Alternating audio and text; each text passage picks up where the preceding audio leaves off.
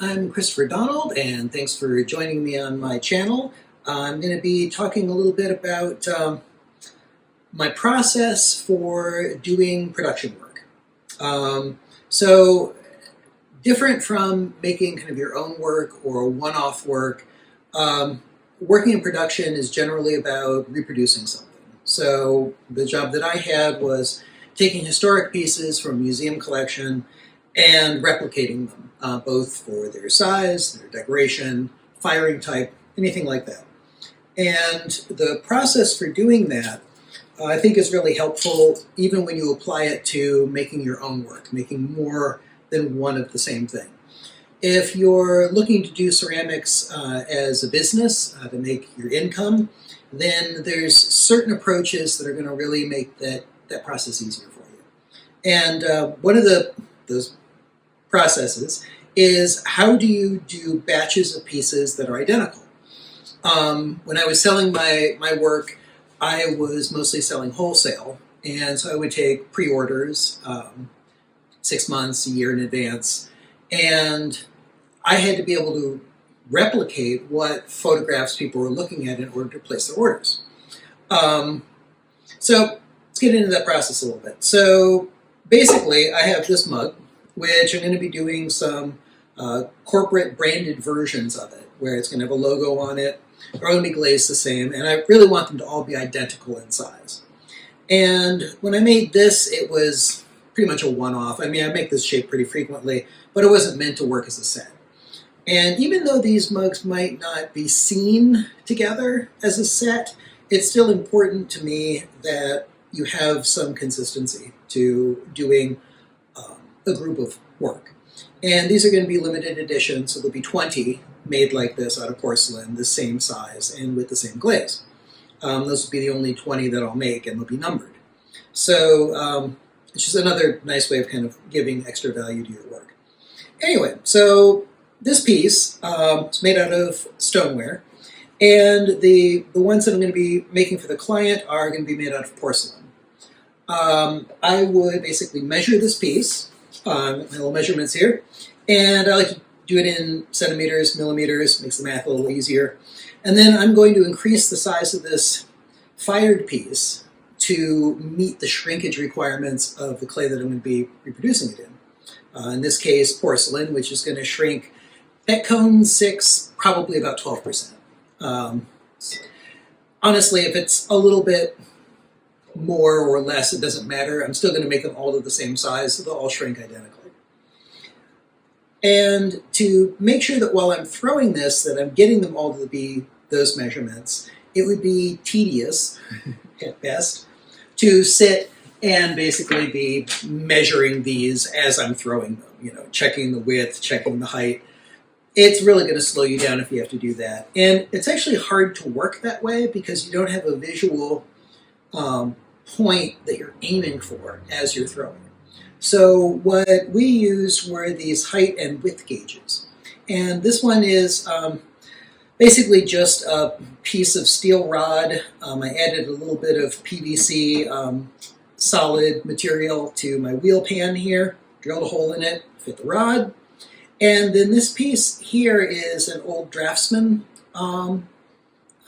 piece of equipment. It used to hold a like a pencil lead, and I replaced the pencil lead with a length of copper wire. And this has a little turn screw that helps it tighten on the rod so it can move up and down, and then the rod can turn in and out and pivot.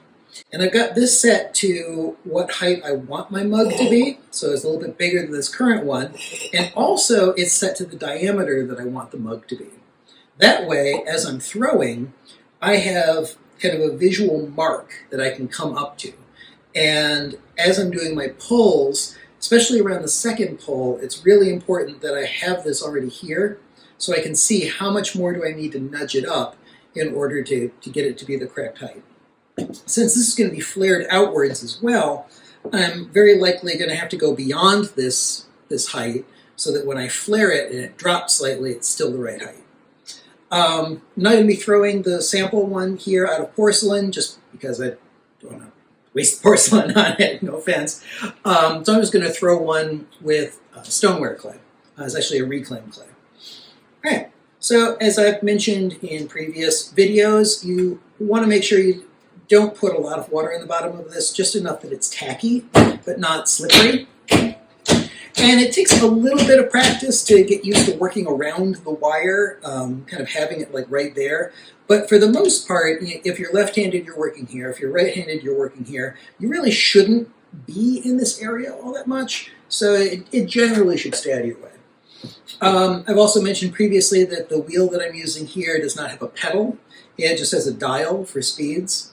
And I find that much easier to work with, and I think it's easier for people to learn with as well because it's one less thing to think about.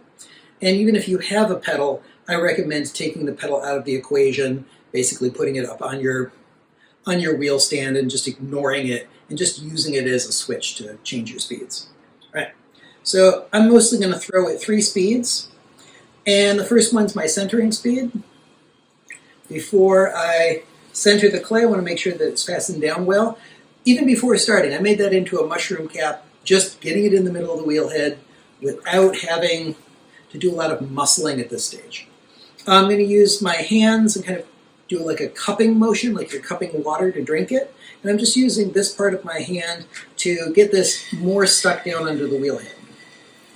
If I need more force, I'm bringing my right arm in towards my body so I can use it more like a piston. That helps it stay steady. I'm also bracing it on the wheel pan as I throw. The main object here is to get this stuck down. As part of that process of using force to get the lump stuck to the wheel head, I'm going to cone the clay up as well. It's going to get pushed up into this cone shape. And I want to push this back down again in order to kind of finally center the lump and get it back into a shape that I can use for shaping.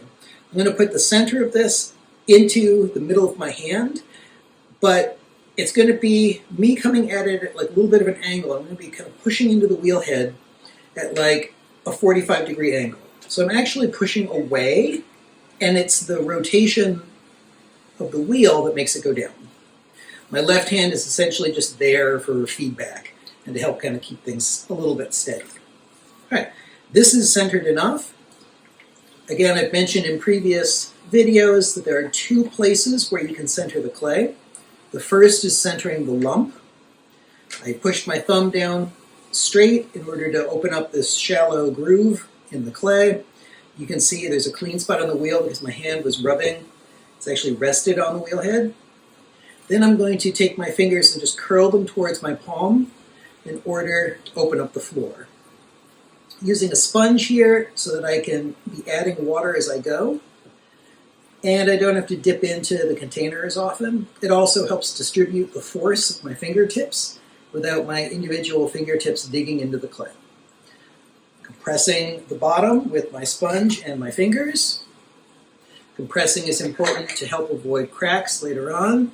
I will talk about that in more detail in each of my other throwing videos. This one's a little bit more about this process, so I'm going to keep it light on the detail explanations. Compress that with a wooden rib. Now, the second point I have where I can center the clay is this coil. I'm going to let that run through my hand like a rope. Index finger straight on the inside, thumb on the outside, index finger of my other hand and my sponge on the top, creating a tunnel. In order to get a lift, I need to basically overlap my fingers. I need to offset them. I like to use my thumb and finger for the first pull because I feel like this is a lot stronger than this. So usually for my first pull, my index finger is already offset from my thumb because my thumb is touching the wheel head. My index finger is up a little bit on the clay floor. So while I'm in this position from having centered it, I let my thumb dig underneath, and then it stays under my index finger. Actually, it's my middle finger on the inside, and I can get my first pull. I'm aiming towards the center here because until I'm ready to shape that outward, I want to not allow centrifugal force to be the main thing that's shaping this piece. I want to control when and how it goes out. So I'm going to keep it tipped into the middle a little bit as I go to ensure that. Slow the wheel down a little bit. Staying at the bottom bringing that clay in. I know I have a fairly narrow bottom here, so there's no point in waiting to push that in until later. Now with my eye on that height gauge, I can start bringing it up. And I'm not going to want to make this top rim too thin because I do have to open this up so that it matches up with where that wire is. As I throw, I'm constantly cleaning my hands. I normally throw with 2 bowls of water, a larger one on the wheel stand, a smaller one on the wheel stand, a little bit bigger than this, and a larger bucket of water with a big sponge in it. And I'll generally just wash my hands with that one and only use this water for throwing. For the demonstration, though, it's a little easier for me to just use a smaller bowl of water there and kind of keep it a bit simpler. All right, each time I pull up too, I'm also compressing this top rim. All right, I'm within about 1 inch now of where I want to be. So this last pull is going to need to get me all my height, and then I'm going to allow this to start coming out so it can match up with that there. Again, like I said, this bottom is actually fairly narrow. Now is the time to finish getting that clay lifted up.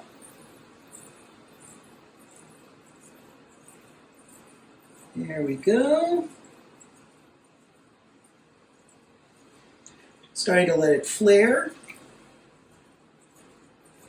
A little bit taller than my height gauge. And we'll see if this is going to work. As I do them, I would always allow myself 2 or 3 to kind of get into the groove and see at what stages I need to do certain things. First time you do it, I mean, you're just not going to do it 100%. It's really, really hard to make a piece just one off where you make it perfect in the first try. So this is a fairly subtle shape. This is actually curved, and then there's this little short curve at the bottom. And this foot is fairly small. So before I go completing the shaping up here, I'm going to turn this down a little bit. I'm going to use a wooden rib, and I'm going to actually, supporting it on the inside, push this bottom part in a little bit. And I actually think I have a different wooden rib I'm going to use for this on the final ones. It has a bit more naturally that curve that I'm going for. But that gets me close. All right. And then I can use the wooden rib to support it as I start trying to pull this out.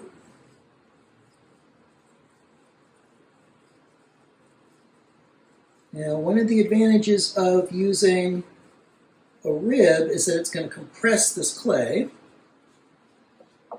There we go. And that makes it so it's less likely to collapse. I can make it a little bit thinner. I don't have to use as much water. Turn this down just a little bit more. And now I'm just using clean, dry hands to do my final shaping. Okay, why don't I want water? Basically, if it's slippery, I have less control than I would if I have a little bit of drag. So the texture of my skin allows me to kind of manipulate the clay more because it's grabbing my skin, and that friction gives me control.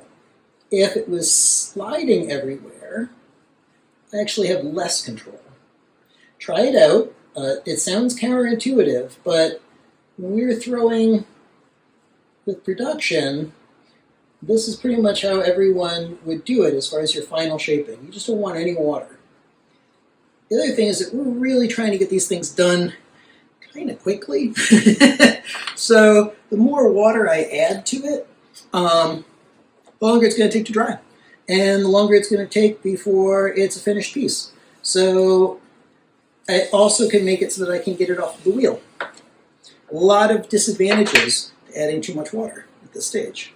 I'll use my chamois here to round off that edge. All right, so I would look at this and say I kept it too narrow for too long. I didn't quite make my mark in bringing it out.